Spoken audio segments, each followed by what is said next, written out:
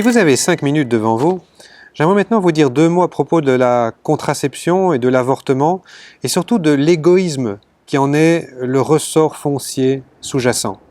Dans une précédente vidéo, j'ai très simplement mis en évidence l'existence d'un lien entre avortement et contraception, en particulier en réfléchissant à une analogie avec la nourriture. Ce que je voudrais faire ici, c'est d'insister sur le point de départ commun qui les relie également à la pornographie et à ce qu'on appelle l'amour libre. La trame qui explique le désordre foncier de toutes ces attitudes, c'est très simplement l'égoïsme. C'est en considérant la pornographie, par exemple, que l'égoïsme saute aux yeux de la façon la plus manifeste. Si on laisse de côté l'aspect financier d'un univers par ailleurs très glauque, le matériel pornographique a tout simplement pour but de procurer à celui qui s'en sert une gratification sexuelle parfaitement égoïste. Le plaisir, et seulement le plaisir, sans aucune des conséquences jugées fâcheuses. Pas de femme sur les bras, pas d'enfant, pas de lien, rien du tout. On éteint l'ordinateur, on éteint la télévision, on ferme le magazine et c'est terminé. C'est une recherche du plaisir pour lui-même, une recherche entachée de toutes sortes de désordres, ne serait-ce que l'immaturité psychologique. On veut le plaisir, mais surtout pas le moindre embarras qui nous met en relation avec autrui, car cela nous obligerait à assumer le fait que les gestes que nous posons, normalement, ont des conséquences. C'est de l'égoïsme donc. L'autre n'existe que comme un objet lointain mis au service de notre bon plaisir. Il n'est même pas traité comme un véritable être humain. Alors en dépit de ce qui apparaît à première vue, un peu de bon sens va nous faire comprendre que cet égoïsme est tout autant la matrice, si j'ose dire, de la contraception. Celle-ci en effet relève d'une logique égoïste de repli sur soi, au service d'une gratification sexuelle dénuée de son terme, dénuée de ses conséquences naturelles. Mais où est l'égoïsme, se demandera-t-on, si chacun des deux partenaires, on n'ose pas dire les conjoints, où est l'égoïsme si chacun des deux partenaires se soucie de son plaisir autant que de celui de l'autre? Alors oui, se soucier du plaisir de l'autre, incontestablement, c'est un progrès par rapport au nombrilisme de celui qui n'a en vue que sa propre jouissance, comme dans la pornographie. Pour autant, échappe-t-on à l'égoïsme? Je ne crois pas. Et on peut parler ici d'un égoïsme à deux. J'appelle cela la stratégie du chinchilla.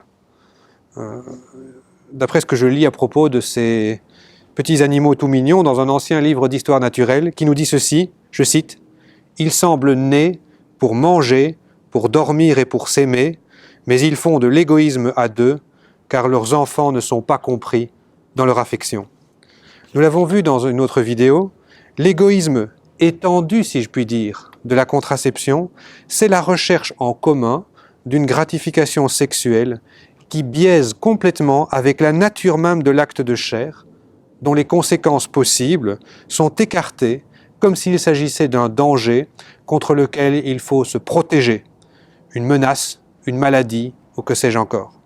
L'autre est ainsi réduit, une fois encore, à un objet au service de mon plaisir.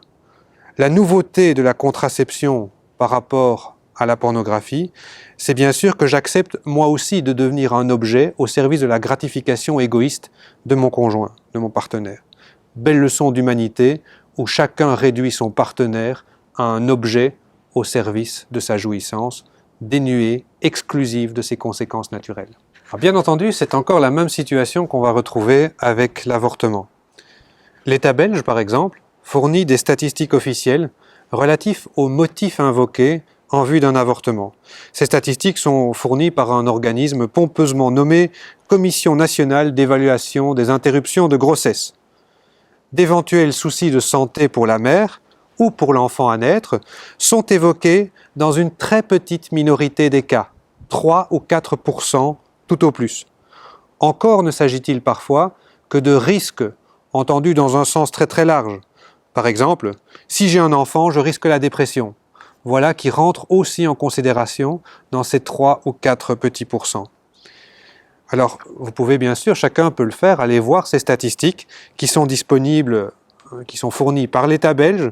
Ce sont des statistiques officielles et qui ne sont certainement pas manipulées par des organismes pro-vie. Ce sont des statistiques officielles fournies par un gouvernement qui n'est certainement pas un gouvernement pro-vie. Alors, cela n'exclut pas, bien sûr, qu'il y ait, dans un certain nombre de cas, des situations vraiment dramatiques ou difficiles, des situations qui ne justifient pas un avortement. Mais ce que je veux dire ici, mon propos, c'est que dans l'écrasante majorité des cas, ce ne sont que des variantes autour d'un seul et même motif. Je voulais du sexe, mais je ne veux pas d'enfant. Je n'en veux pas, je n'en veux plus, je n'en veux pas encore, etc. Appelons les choses par leur nom. Tous ces cas-là relèvent de l'égoïsme, relèvent d'un avortement de confort, presque toujours. Ce confort, c'est de l'égoïsme. Je veux le plaisir, je ne veux pas les embarras. Je veux le plaisir, je ne veux pas assumer les conséquences possibles du plaisir que je prends. Et cet égoïsme, malheureusement, se fait ici au détriment d'une vie humaine qui est purement et simplement éliminée, ce qui est évidemment le comble de la réduction d'un être humain à un objet. C'est pire que la pornographie et c'est pire que l'avortement, puisque c'est non seulement une réduction à un objet, mais l'élimination d'un être humain au motif que finalement, il n'est qu'un objet et un poids inutile. Prenons maintenant l'amour qu'on appelle libre, avec de guillemets bien épais, bien soulignés. L'amour, c'est un lien fort entre deux personnes, n'est-ce pas? Or, la liberté qui est revendiquée ici, c'est la liberté de prendre ses clics et ses claques et de partir en claquant la porte quand ça nous chante. L'amour qu'on appelle libre, c'est un faux amour, c'est un amour superficiel qui dit ceci.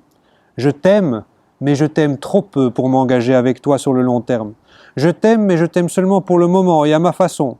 Et pas question de me retrouver coincé avec toi si je change d'avis ou si je trouve quelqu'un d'autre à qui j'ai envie de dire une fois encore « je t'aime » pour pouvoir changer et changer encore. L'amour libre, l'amour qu'on appelle libre, traduit peut-être plus encore la peur de l'engagement que l'égoïsme au sens strict, mais ce n'est pas beaucoup plus reluisant quand on se prend pour un adulte responsable. Adulte responsable. L'expression est importante et nous livre ici la clé de cette petite réflexion.